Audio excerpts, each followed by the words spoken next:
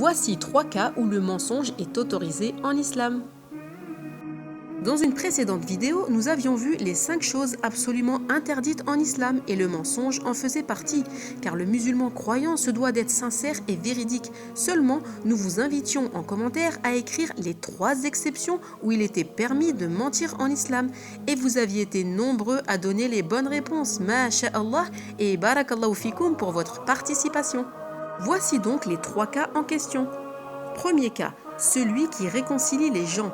Ainsi, le recours à de bonnes paroles permet d'apaiser la situation et par la grâce d'Allah Azzawajal de réconcilier les gens.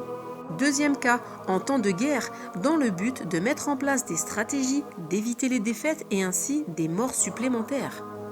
Et enfin, troisième et dernier cas, entre les époux, dans le but de ramener l'affection et la bonne entente entre eux.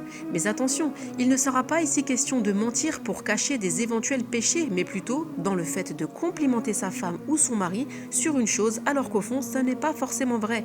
Par exemple, pour la cuisine ou une tenue bien spécifique. Bien évidemment, ces exceptions nous ont été enseignées par notre prophète Mohammed alayhi salatu wassalam.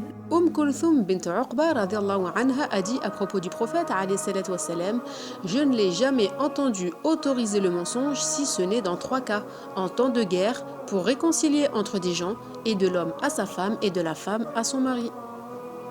Et si ce contenu t'a plu, partage-le en défiant tes amis et suis-nous pour ne rien rater, Inch'Allah.